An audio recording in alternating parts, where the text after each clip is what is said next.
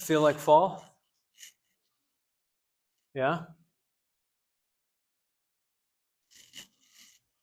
Autumn solstice happened, right? Or equinox, whatever you want to refer to it as. So we're in the fall, autumn. As the weather gets more chilly, we'll turn off the fans, and then we'll probably close the doors because then this gets really cold. But this lecture hall notoriously is hot in the beginning of the semester, and then in the end of the semester, it's cold. So just kind of pack appropriate layers, if you will. Okay, a couple of housekeeping things before we get started.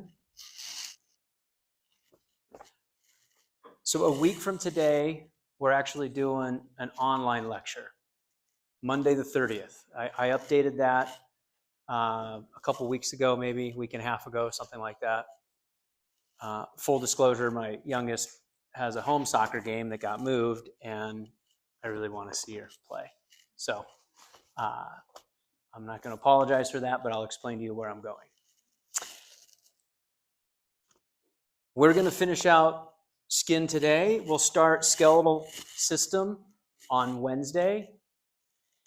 Monday will be an online lecture. I'll tell you which lecture to watch. It'll be from the spring. It'll be pretty obvious. And then we'll finish skeletal system a week from this Wednesday. And then exam 2 is Monday, October 7th. So that is actually 2 weeks. We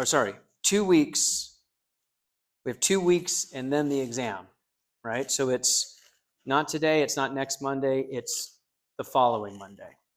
You follow? So what that means is, and I know last week was kind of a little bit of a relaxed Wednesday and then the rest of the week because there weren't any assignments. You actually have a quiz due this Friday, quiz 5, which is on chapter 5. So that's on skin. It's due Friday by 11:59 p.m. You don't have to wait until Friday. In fact, maybe do it tonight after skin is done. And SI sessions and review sessions, don't wait until like the review sessions before the exam to start going. Like reinforce the stuff this week. Go to SI sessions this week. Go to Amara's review session this week. Get your questions answered about skin because exam 2 is going to be over the integument or skin and skeletal system. There'll be some review. I'll talk about that more next week, but maybe 5 to 10% review. Vast majority of the exam is going to be over the new material. So it's easier to stay on top of the material right away. Make sense? This week in lab, you're in the axial skeleton. So we're going to trail a little bit today, and then we'll pick it back up where we're kind of in lockstep on Wednesday. And we'll be in the skeletal system as you're in the skeletal system up until your lab switches to articulations, and then we kind of get a little out of sequence, but we'll be back on sequence soon enough. Okay, any schedule questions? Clear? I sent out an announcement today. Hopefully you got it on Canvas. Just some reminders of what's happening. I've got office hours on Wednesday. I'm kind of expanding my office hours. I kind of did a little experiment. I was doing my pathology office hours from 1 to 2, and then my A&P office hours from 2 to 3. Now I'm just opening it up from 1 to 3 for both classes. So Monday and Wednesday is 1 to 3.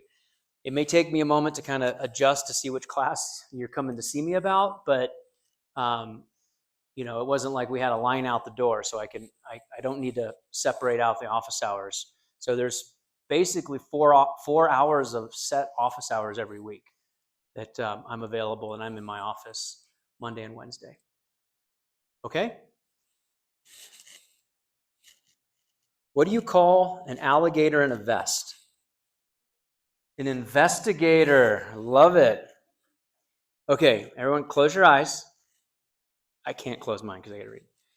Now pretend that you're in the jungle and a tiger is chasing you. What do you do? Yeah, and stop pretending. Okay, all right. Very, very good. What did the mom chameleon say to her nervous kid on the first day of school? Don't worry, you'll blend right in. Nice. Nice.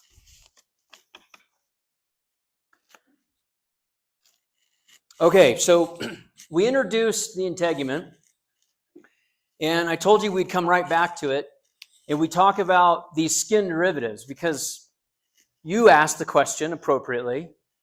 Wait, I thought an organ was like, multiple tissues and multiple organs, right? Or an organ system was multiple organs. I think that was your question. It was like spot on. And he was so accelerated because he was just so pining for today's lecture. So now we get to see the answer. There are these other organs that are in the skin, these skin derivatives that make up this integument, which is our largest organ in the body. About how long does it take to turn over? 6 to 8 weeks. Maybe in this class a little less than that, maybe 5 weeks because you're younger, healthy. Okay, when you're a toddler and in your teenage years, it might be as little as 2 to 3 weeks of turnover. But yeah, I would say 6 to 8 weeks is a generous range. As you age in the geriatric population, it can exceed 8 weeks, and then sometimes it never heals. We'll look at wound healing today. Skin wound healing. What's the layer, the regenerative layer of the skin? What's the specific name of it?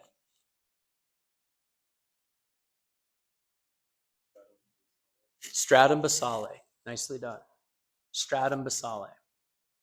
Okay, so a little review. Well, here's some other derivatives that we see in the skin that we haven't covered yet.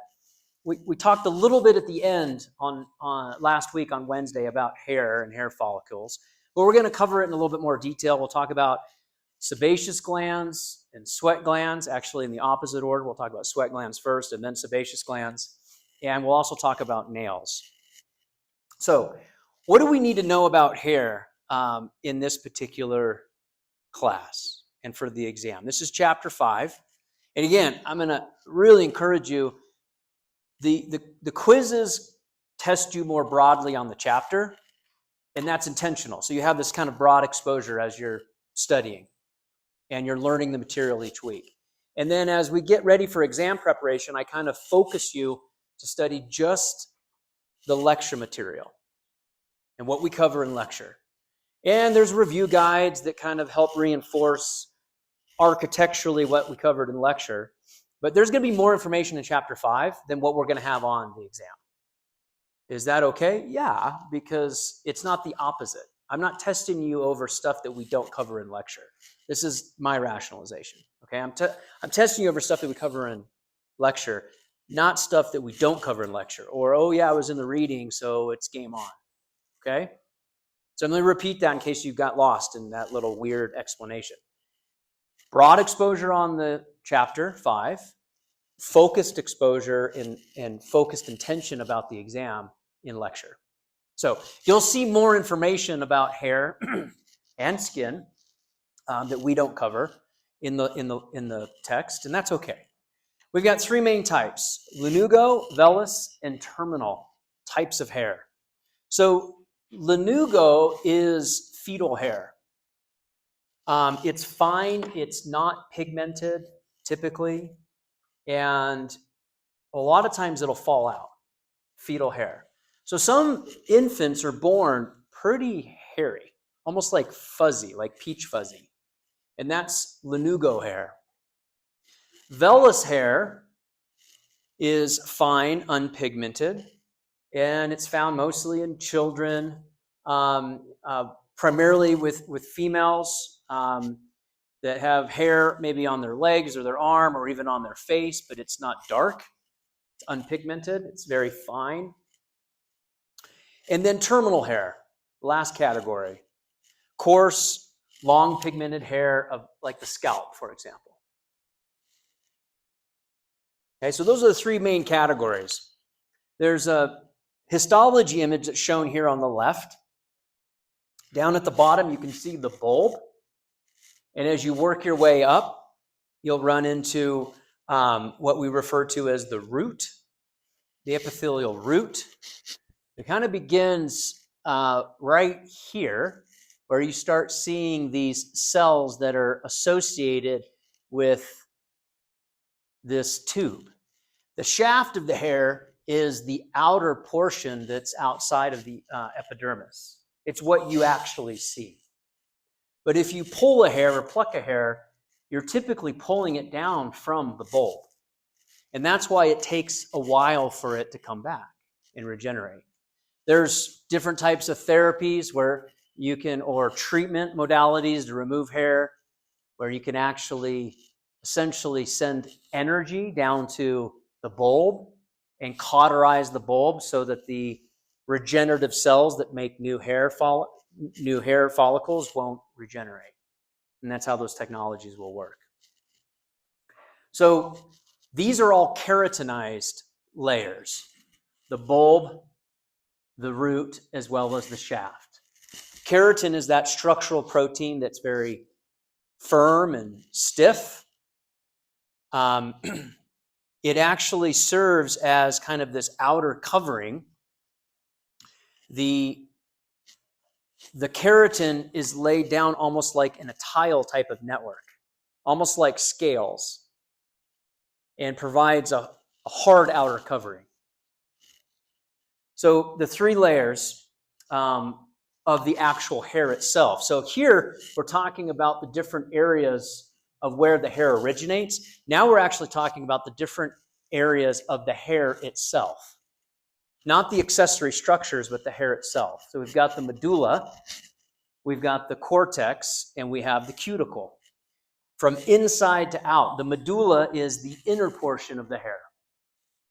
The cortex is the outer covering. And these are terms that you're going to see throughout A&P.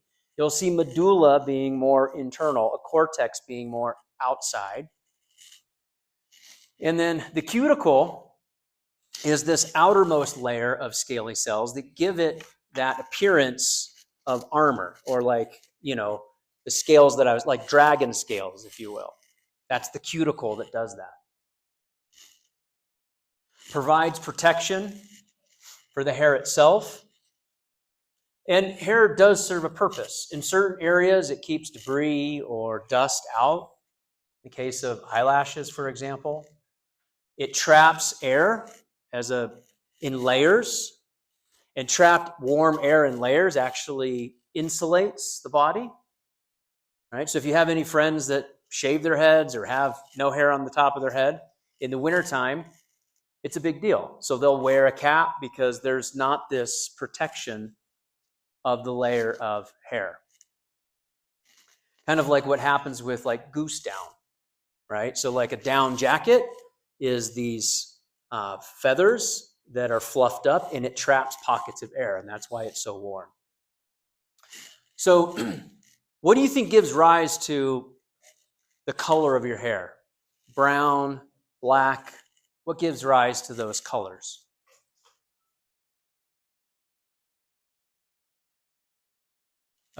Go ahead. Melanin? That's exactly right. Now, if you have hair that was colored, let's say brown or black, and now melanin production is dropping off, it's a situation we refer to as vitiligo. And what does that translate to? Any ideas? A decrease in melanin production in hair. Vitiligo. What do we call it? Graying hair. So what's happening is the melanin production is actually decreasing in those hairs. There's no longer melanin being produced, or less amounts of melanin. And so if it's gray, maybe there's some melanin, but maybe half as much as it used to be. Or one hair next to another hair, one is producing melanin, the other one isn't. That's now you've got more salt and pepper hair. And then as we age and all the melanin production stops, the hair goes white, translucent, or more light passing through it. Under a microscope, it's translucent if you were to magnify it under light microscopy.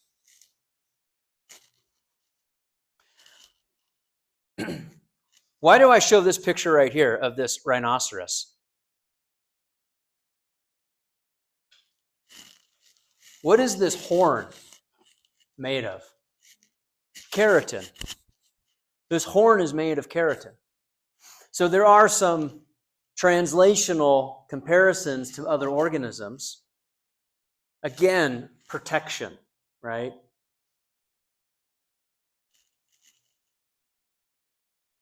Nails. These are basically modified epidermis. Are you all cold? Should I shut off the fans, please? Okay. Oh, I think that's the right one. It's kind of a guessing game up here. Okay, I see people putting on sweatshirts, so you got to let me know. There's really only one thing I can do: turn the fan on or turn the fan off. That's it. But at least we could do that. Modified epidermis. So originates from the epidermal layer, is an extension of epidermis, has three areas: the root, the body, and the free edge. You can appreciate those in this cross section down here, where we've got the nail root. We have the nail body, the part that's being painted, and the free edge, the part that you trim or sculpt.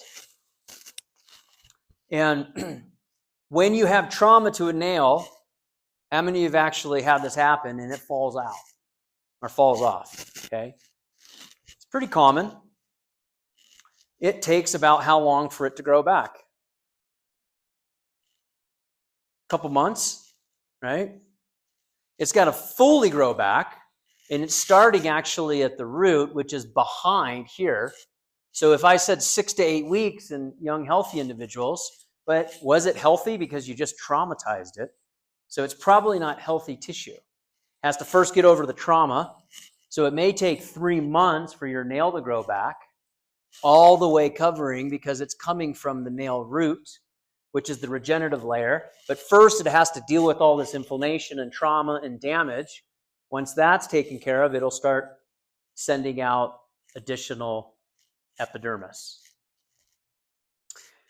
This term cyanosis is a term that we use clinically to look at the appearance of mucous membranes as well as the nail underneath the nail.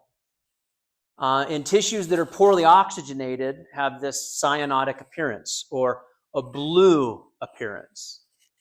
If you think of the word cyan or cyan, C-Y-A-N, right? It's a Greek term. The word cyan is a Greek term. It comes from kyanos, K-Y-A-N-O-S in Greek, which means cyan, which is a blue color. So how many of you have an inkjet printer?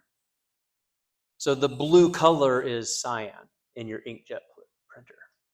And so patients may have a blue appearance on their skin, on their lips, on their nails when they have poor perfusion of oxygen. So this is an area that's looked at because this is sort of a window to the underlying dermis to see if it's well perfused, because the dermis is highly vascularized and the epidermis is not. You don't have any blood vessels in your nails, right? It's all dead keratinized tissue. Okay, continuing to move on as we fill out the different organs that are found within the organ system of the skin. We're going to talk about sweat and then sebaceous glands, and in that order. So sweat and sebaceous glands. You've learned about these in lab. You've seen this histology. The sweat glands have a couple of different names associated with them, right? So we've got 3 types that we're going to learn about. We've got merocrine, we've got apocrine, and we have modified. Sweat glands are also referred to as sudoriferous glands. And the sweat glands, like the merocrine sweat glands, are also referred to as an eccrine gland. Apocrine just has its own term, no extra term. So these sweat glands are an organ that is filtered blood filtrate. So Physiologically speaking, the way that sweat is generated is you perfuse with a vascular supply the organ, the sweat gland. It filters the blood, and some of the waste products filter through, the water filters through, the salt filters through, and many of the other things like the red blood cells stay behind. Plasma proteins stay behind in the bloodstream. And so when you sweat, if you have, gym clothes and you go for a long run or a long bike ride or whatever it is that you do, and you've sweated profusely, you'll see a ring of salt on your dark clothes, right? Because it's coming from the bloodstream. It's one of the reasons that we tell athletes, don't just replenish with straight water and only water. Maybe alternate between water and some sort of electrolyte replenishment, like a liquid IV, right? There's all sorts of different things on the market now. In the old days, there was only Gatorade. That was like the only thing you could do. So let me ask this question. Is it possible to sweat blood?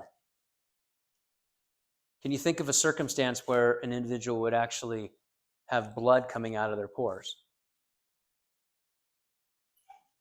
What if there was trauma or rupture to the gland itself and the filter was compromised? Would proteins come out if it was big enough? Red blood cells are only 7 microns in diameter. They're not that big. Okay, so there are clinical examples under extreme trauma or stress where blood will come out of sweat glands. Pretty crazy, huh? Okay, insensible sweat. What does this term mean?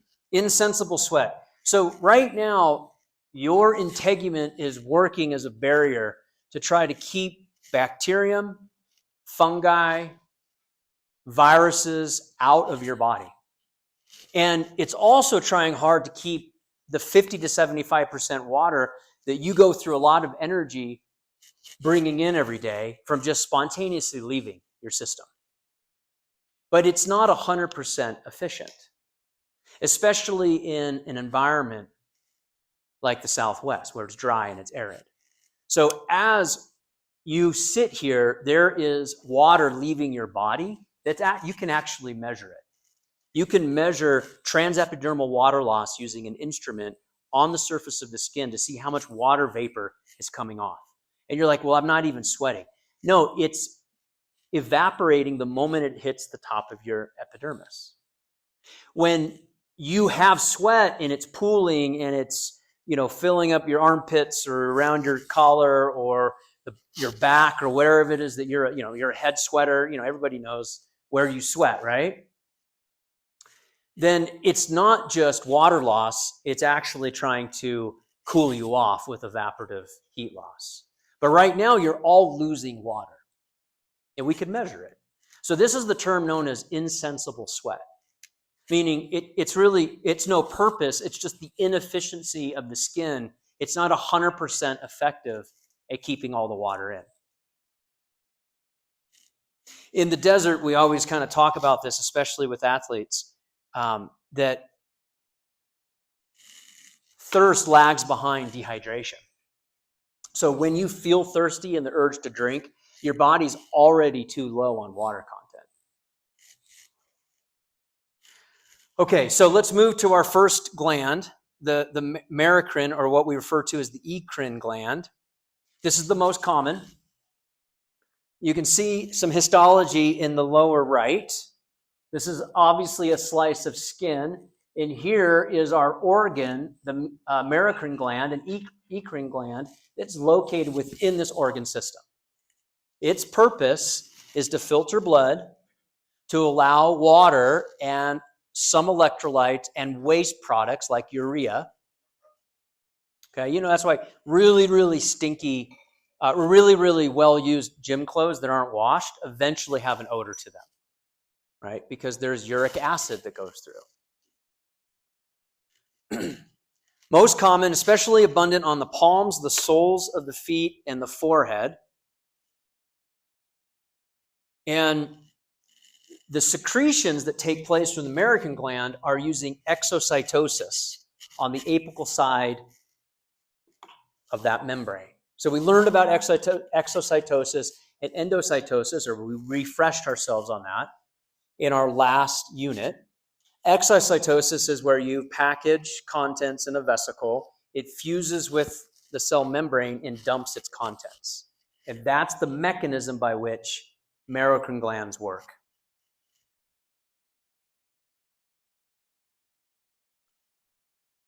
The next one is the apicrine gland. The apicrine gland is one that tends to be more closely associated or affiliated with the hair, versus the merocrine tends to be kind of in isolation or by itself. The way you can remember that is merocrine is primarily like high population on the palms of your hands and the soles of your feet, and you don't have hair there. That's how you remember that. Whereas the apicrine are associated with the hair. The apicrine glands are primarily in the axillary region, the armpits, the groin, around the anus, around the areolar of the nipple on the breast, and in mature males, that's post-adolescent males, on the face in the bearded areas. These are larger glands, and the ducts from here empty onto a hair follicle. So think of like where there's accessory hair, right? In the armpits, in men, on the beard, on the face. And it secretes not just fluid, but it also secretes fatty acids and proteins. So these are some of the waste products that it gets rid of. Now, bacteria like the fatty acids that are being released. And so they break down the fatty acids as a fuel source, the bacteria that live on your skin. And that breakdown product releases a chemical signal that actually you can detect as an odor. And that's called body odor, or BO.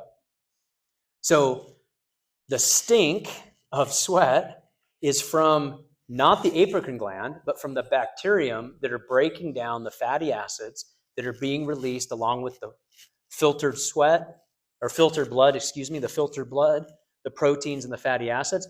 The bacteria that colonize your skin like to live or feed on that fatty acid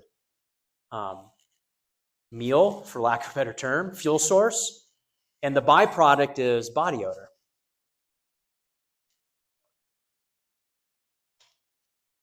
Okay, the last one, modified. There's two types of modified. The first one are mammary glands, breast tissue.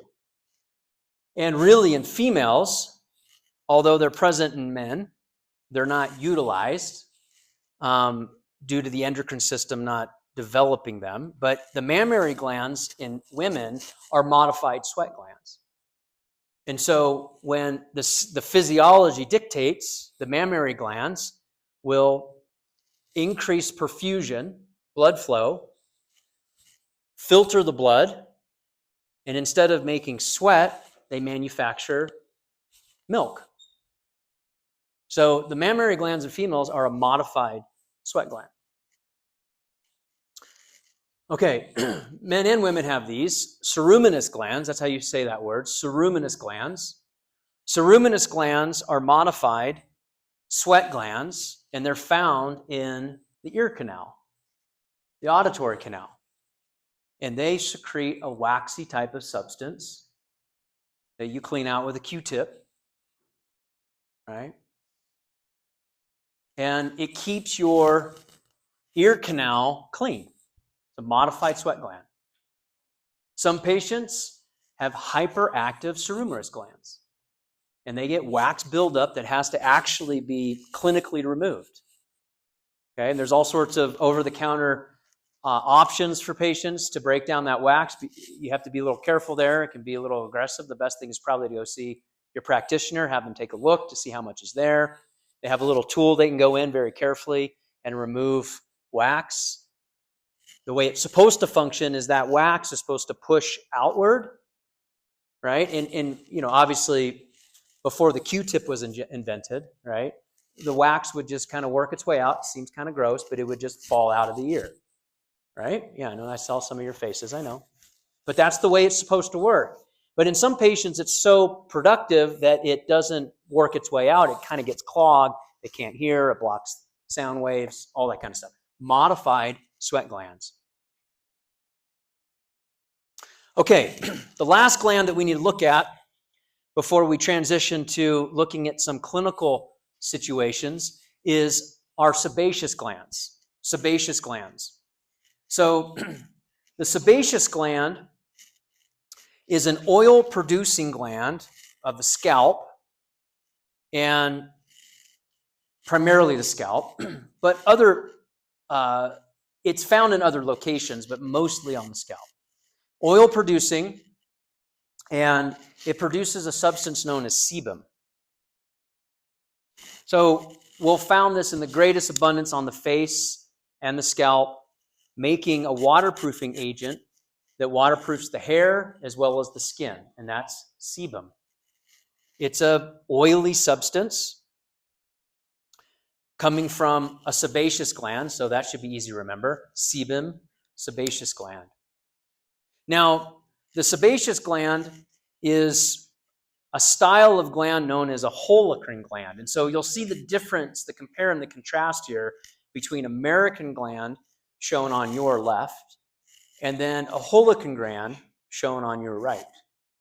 And if the American gland, when we talked about it earlier, also known as an eccrine gland, goes through exocytosis, this is what I was describing here, where these vesicles fuse and dump their contents. The holocrine gland actually is sort of the rupture of the entire cell, dumping its contents, including that oily sebum. So a holocrine gland, these cells actually divide. You can see this cell division. They push upwards. When they get here, they dissolve their membrane and they dump all of their contents. This is a little bit more organized and gentle. This is a little bit more violent, for lack of a better term.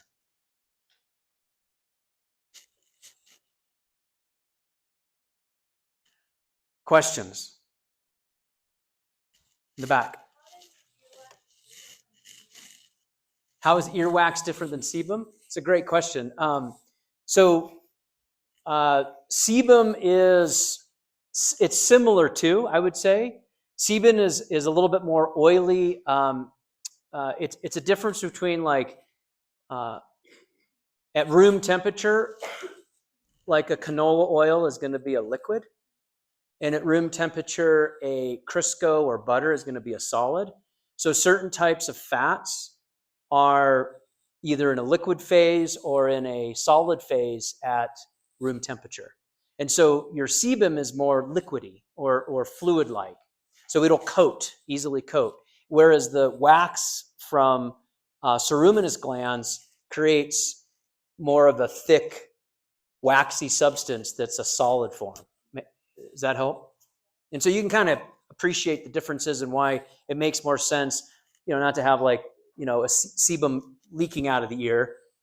That would be maybe more awkward than, a wax bundle just dropping out every now and then, right? I don't know. So that's the big difference. Great question. Okay, let's look at the integument system as we relate and talk about some of these clinical examples.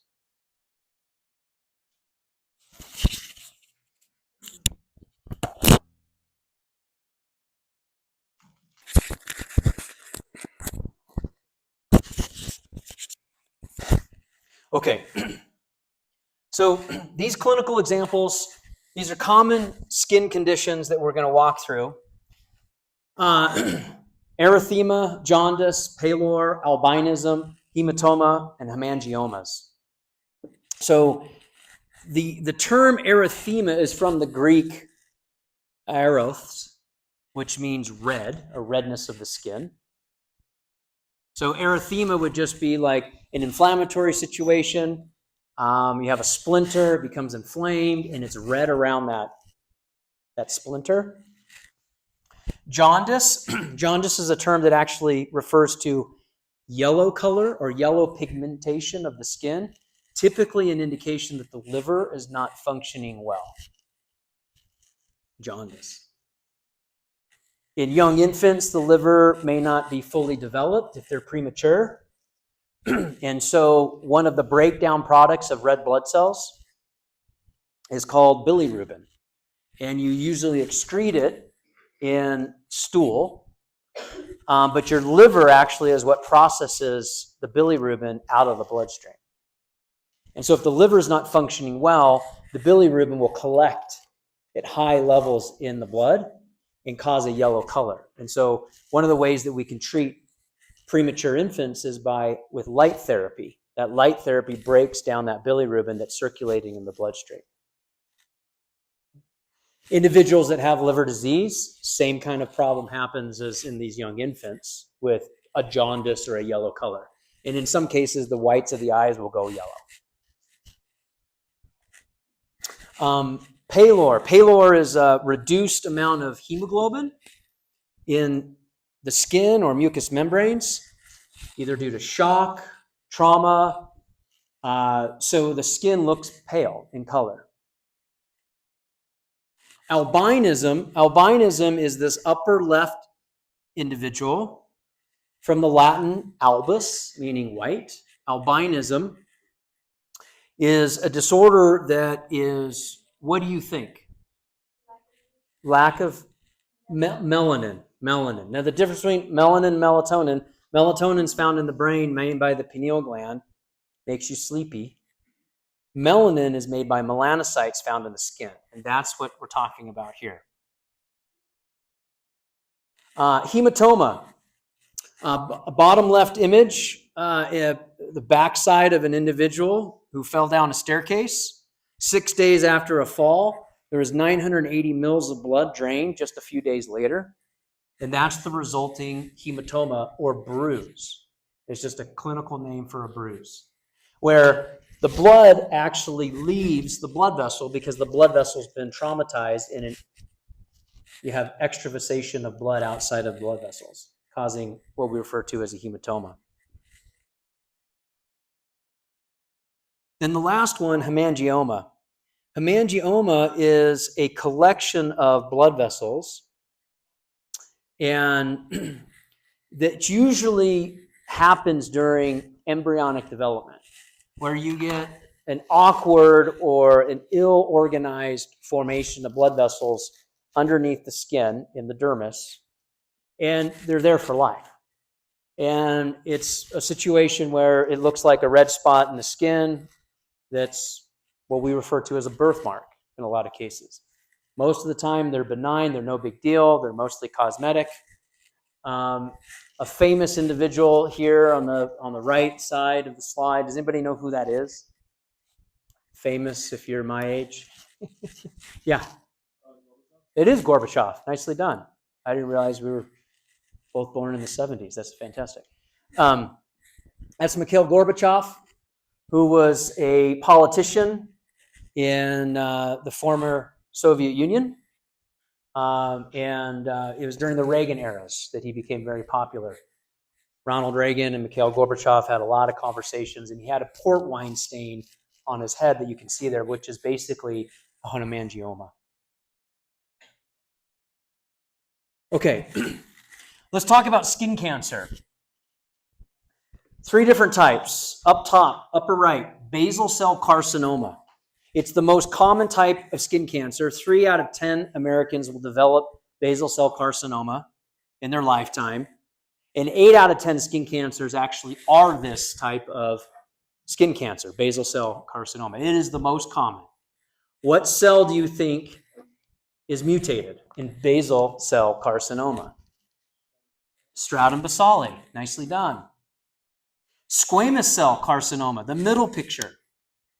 The second most common type of skin cancer. It has a higher risk of branching out and going somewhere, what we refer to as metastasizing, than basal cell carcinoma. So squamous cell carcinoma is more dangerous than basal cell, second most common. What layer do you think of the cell is associated with squamous cell carcinoma? Squamous epidermis. It could be as deep as like stratum granulosum. It could be just above the basali layer. Okay. Remember, the cells have to still be dividing, so it's not stratum corneum because there's no division happening with stratum corneum. So they still have to be intact cells. So you're talking deeper, just above the stratum basali layer. The most dangerous, the rarest, but the most dangerous, it's found in skin, colon, as well as eye cancer, malignant melanoma.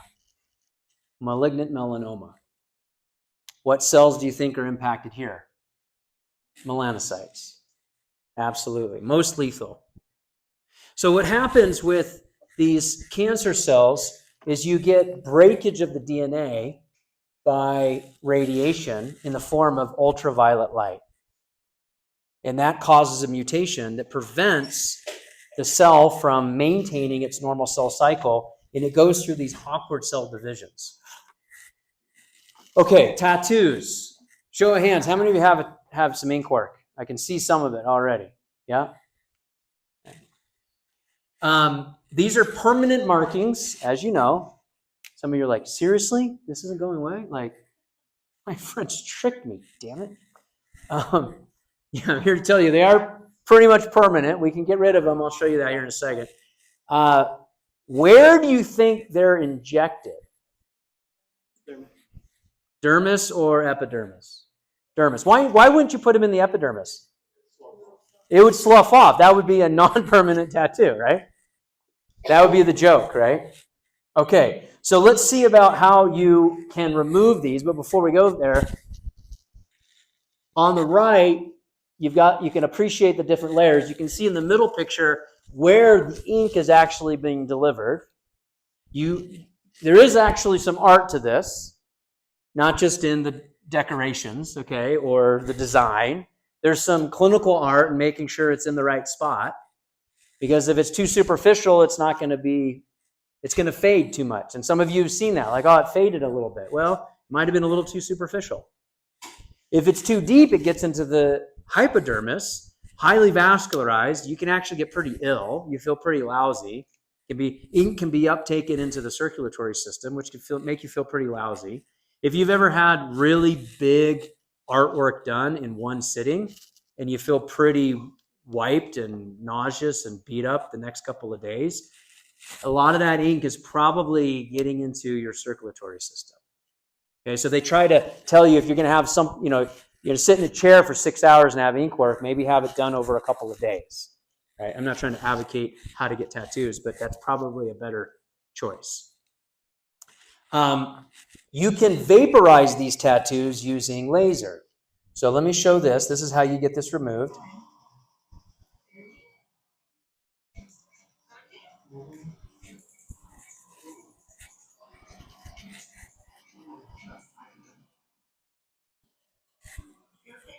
I think it's an eagle. I'm not exactly sure, but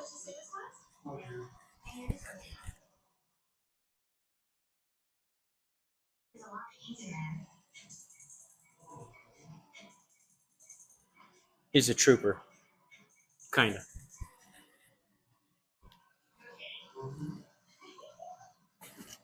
She just laughs. Yeah, a little bit. Especially when you rub it like that.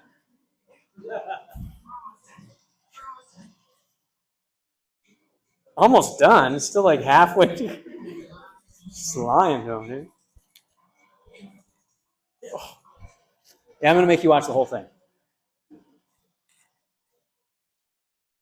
I get to watch some of your faces.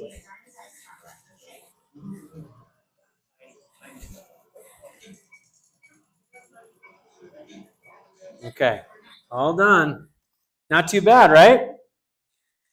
So that's laser removal on tattoos.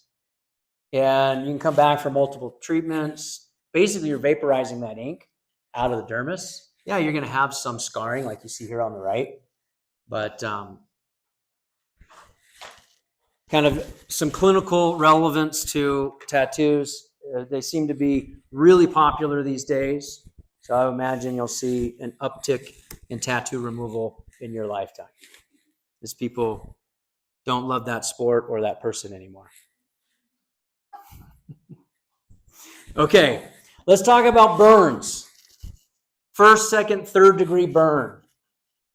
So a first degree burn is affecting only the epidermis, the topmost layer. And it's the most gentle of the three.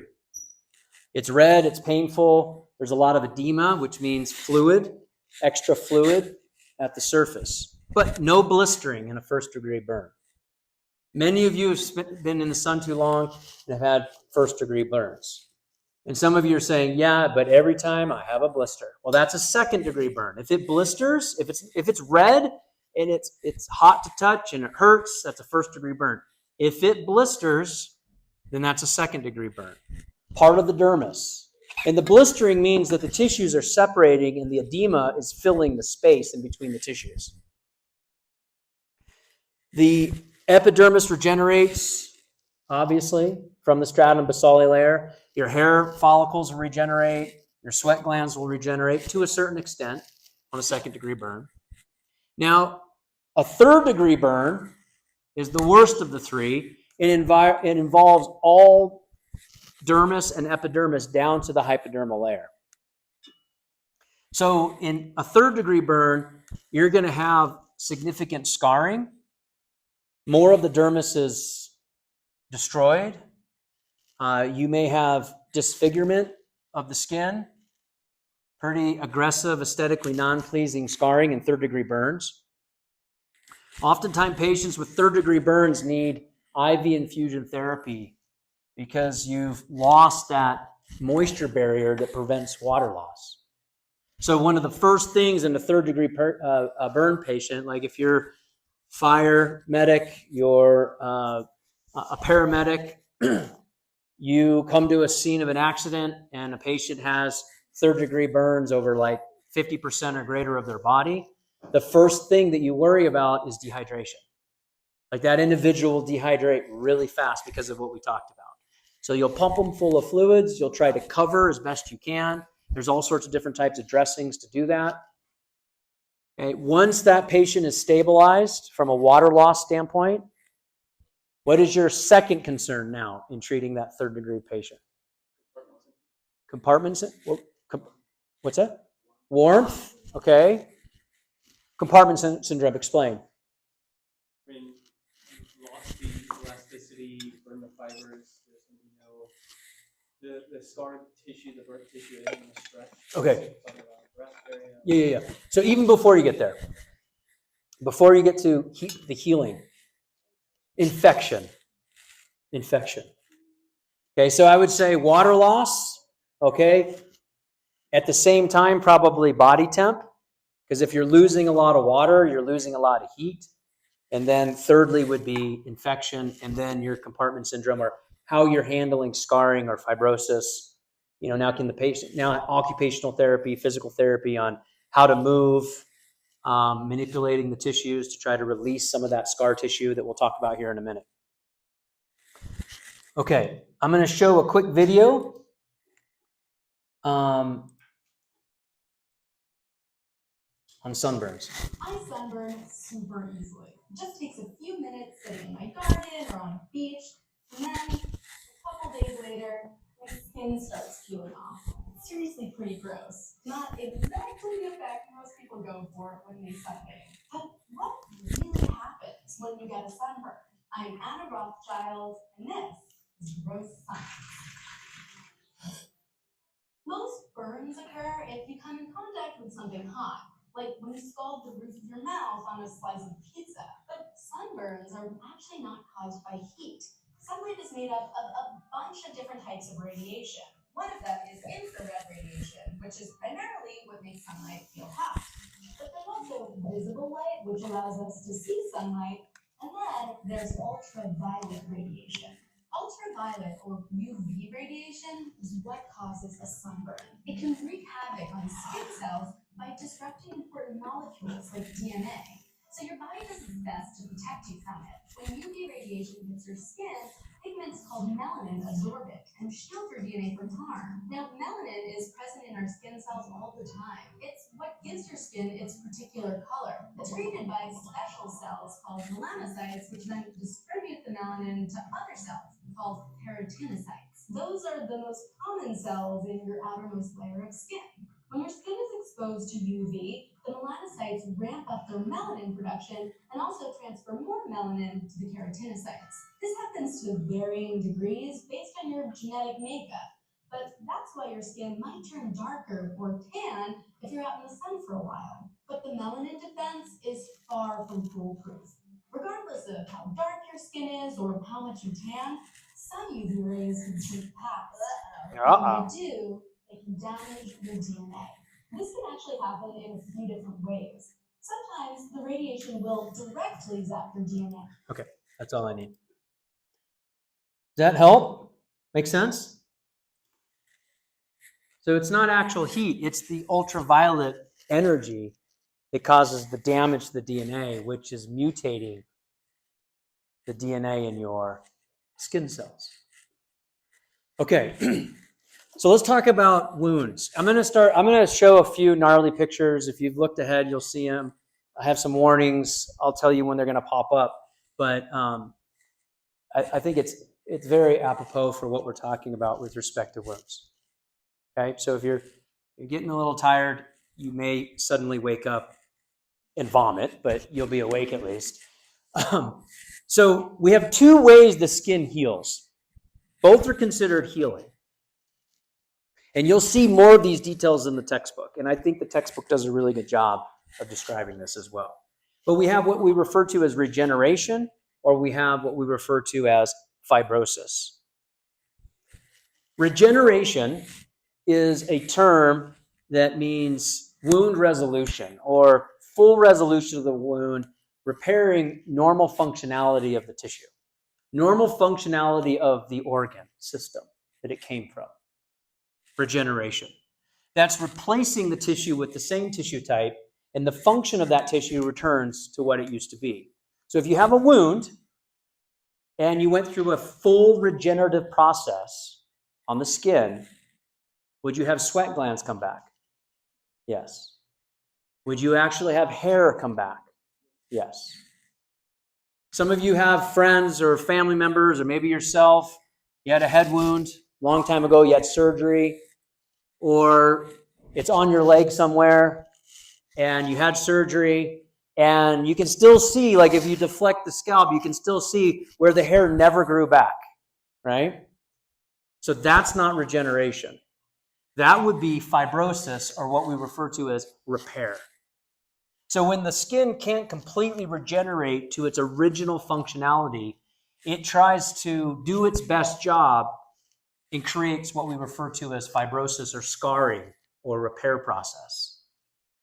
Both of these are healing, but fibrosis or scarring or the repair process that's not a regenerative process is what we all refer to as when you see scarring take place. And in some individuals, it's pretty aggressive. And we see keloid formation, which is an overabundance of collagen being deposited, trying to close up the wound. So the analogy that I use is you moved into your apartment. This is a bad room to use as an example, pristine walls, okay? And you decided you were going to hang a television and artwork and family photos and friends' pictures. And now you're moving out at the end of the academic year to a different apartment. You pull everything off the wall. What's in the wall? Holes. What do you do? You're like, oh, I'll fix that. What do? Paint over. Well, if the hole's this big, you can't paint over it. What are you going to fill it with? Huh? Spackle. Okay? Plaster, whatever. You go to the hardware store, right? You go to Amazon, you order something, it shows up, all right? And then you paint over it. But if you look at it, if it's big enough, and you're like, oh, well, I one-upped you. I have high grit sandpaper, right? I can kind of use my fingers and kind of mimic the texture. I'll buy a can of texture, and then I paint. Okay, you're better. You're doing better. You're approaching regeneration. But most of the time, if you look in the light at the right angle, you can see exactly where the television used to be, right? That's fibrosis or scarring. So that's the big difference. Okay, not too bad of a picture, but we'll kind of work up to some, clinical examples that'll, kind of bloody. So in severe cases of burns, we'll have to use skin grafts where we'll take a piece of full thickness skin from a patient, usually from an area that's undisturbed. You push it through a mesher to expand it, so you can take maybe a 1 by 3 inch piece of tissue and make it like 3 or 4 by 8 and cover that patient that has severe burns. If there's not enough, you might have to resort to cadaveric tissue. That's from a donor patient that has passed away and donated their body to science. You can take skin from them, decellularize it, put it through a tissue mesher. But that's the reason that clinically on your right, you see that honeycomb appearance in these patients that have skin grafting that took place. So years ago, this is back in the 80s, late 80s, this company came on the scene. And I didn't work for them in the late 80s, but in the late 90s I did, and in the early 2000s. And we were actually taking human fibroblasts, and the technology I'm talking about is the middle one called dermagraft. We were taking human fibroblasts, and we were actually culturing them in the lab, in a manufacturing lab, and we were growing them on a scaffold, and these fibroblasts would multiply and create a piece of skin. In about 12 weeks, we could make a piece of skin. And where do you think we got these fibroblasts from? Here's a picture of a scanning electron micrograph of the scaffolds. And that's like this piece of structure here. And then this is a fibroblast that's stretching, kind of grabbing on to these fiber attachments and making this replacement skin. So this is in the late 1990s that we were doing this work. Where do you think we got the fibroblasts from? Donor human skin.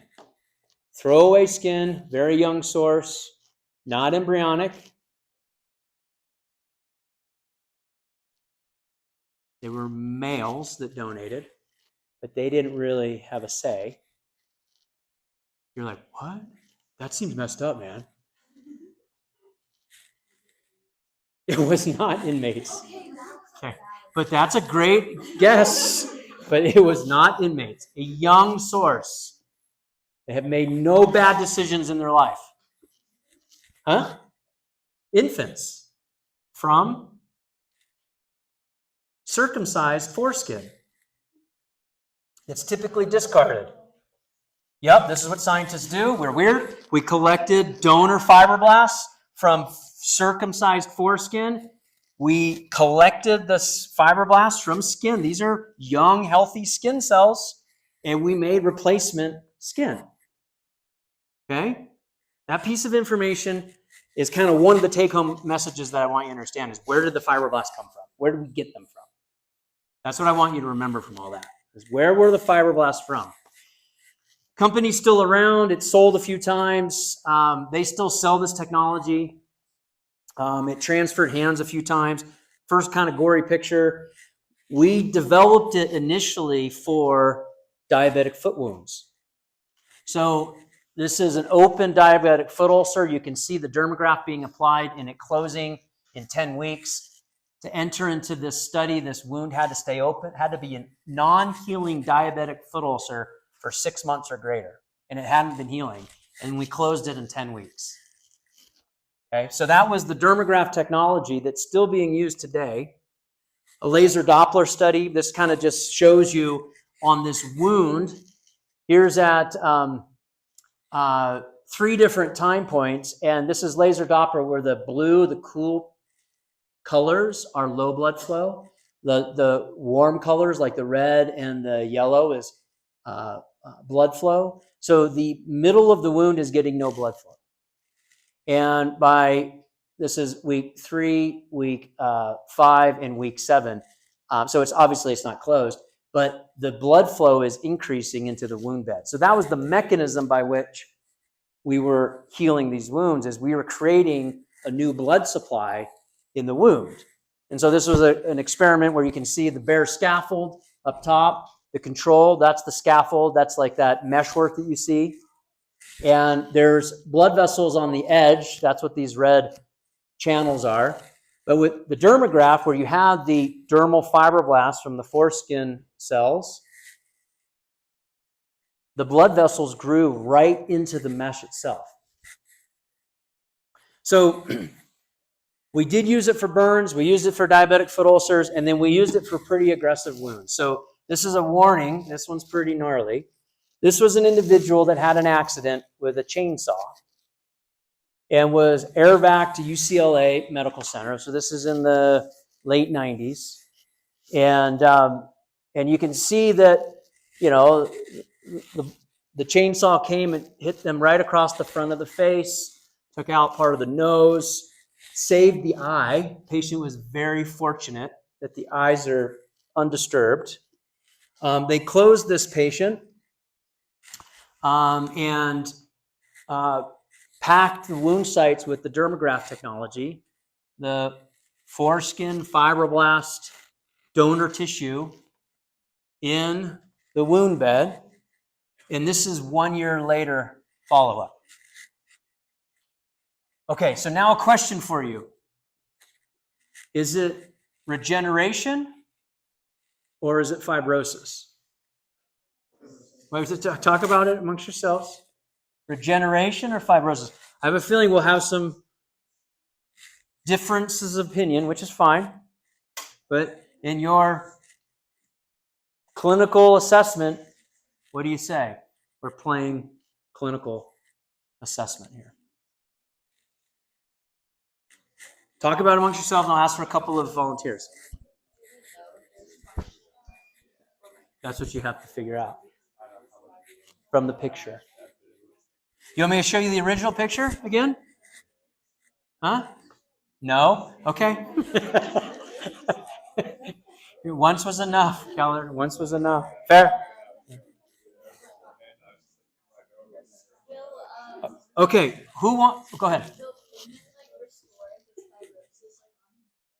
So, question over here is how do we know if we have function? Was one question. Question here is, will pigment restore on the lip?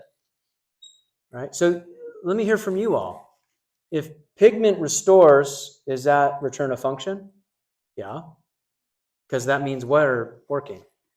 Melanocytes. What are some other clues as the return of function?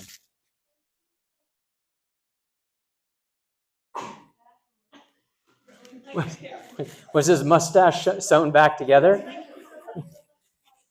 That's a real mustache, okay? It's not like a stick-on, okay?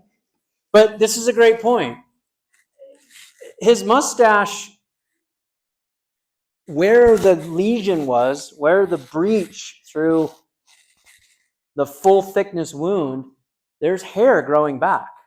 What does that tell you? Some return of function, right? Now, is it 100% regeneration, in your opinion? Okay, some of you are saying no. Okay, tell me why. I agree with you, but tell me why. What clues you in that it's not 100% return to function? Mustache is a little spotty. Okay, I mean, men are a little sensitive to that, so be careful. Okay. But yes, I agree. Yes, I agree. We're very vain like that. Yes, what else? There's some scarring. There's some fibrosis. There's scarring. Same term, fibrosis and scarring, interchangeable. I agree. You can it's more pronounced, the scarring is most pronounced on the bridge of the nose, I would say, across the bridge of the nose. So clinically speaking, it's never going to be typically 100% one way or the other. It's some spectrum, and you're trying to make it as much regeneration as possible to get the best aesthetic outcome. But again, probably not going to happen completely. Okay, I got another video for you as we wrap things up for today. This is not my research, but this is pretty cool research that made National Geographic. Skin is the largest organ in the body. And when it's severely burned, it needs to be replaced quickly and massively. the standard techniques that we have now, that takes weeks, months, sometimes. And the reason why people die is because of infections that develop while we're waiting for this Okay. So if we can find a way to get normal healthy skin, as much of it as we want, within a week, that's not real alternative. George Gerlach thinks he's found a way, but he'll need it done. We call it a skin cell gun.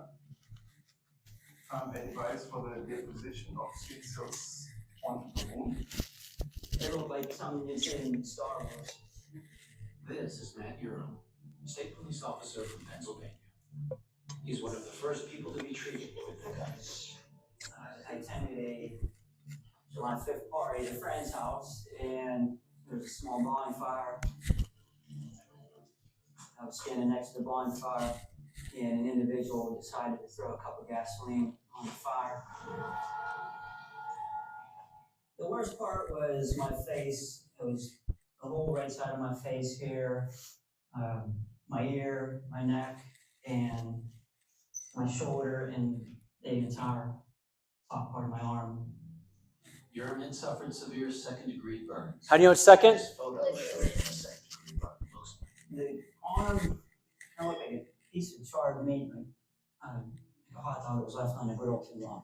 The doctor said that I might be a candidate for this new procedure, which is the spray gun, and asked me if I'd be interested. Skin cell spraying is like paint spraying. Just you need a more sophisticated device like computer controlled. We isolate cells from the healthy part of the skin, the patient's own cells, which can be taken in a water solution, and that solution is prepared for cell spraying. Basically, what they were doing was taking my stem cells from my skin and putting them all in the gun and spraying it on my arm. Scientists have been able to regenerate sheets of skin for decades. The problem is it takes weeks for that skin to grow, and the new skin is extremely fragile. That's the dermograph that I was showing you earlier. Solves both of these problems. It takes like 1.5 hours to take the biopsy, to isolate the cells, and to spray the cells. This is what Urim's skin probably looked like before treatment. This is what it looked like 4 days after it was sprayed with his own stem cells. 4 I days. did it on a Friday, and my follow-up was that Monday, and the burn unit said it was healed, completely healed. Though the skin gun is still experimental, over a dozen patients have already been successfully treated. Okay. 4 days. That's pretty impressive, right? Because some of the criticisms, you might have is, okay, wait a second, it's only a second-degree burn. Agreed. I would have been more impressed with a third degree. I don't want to stay in the fire longer, but clinically, you're like, I really want to know if you can make it work with a third-degree burn. But 4 days to go that kind of healing is pretty impressive. Questions? No, that was work that was done internationally, and I haven't seen any clinical trials here in the U.S. But yeah, this area of wound healing for skin is a very hot topic area, and it's a combination of trying to close the wound quickly, get the best aesthetic outcome, keep bacteria out, infection out, keep the patient warm, and then this compartmentalization topic, right? So if you have fibrosis and serious scarring, patients can't move their hands, right? And so you have to do a lot of tissue release therapy to try to break up the scar tissue. And so catching a wound early on, whether it's a burn, a diabetic foot ulcer, which many of you will be treating many of those because diabetes is on the rise in our country and in the world. And so, understanding these aspects of how to treat the skin, I think, is very relevant. Okay. Have a great rest of your evening. I'll see you on Wednesday for skeletal.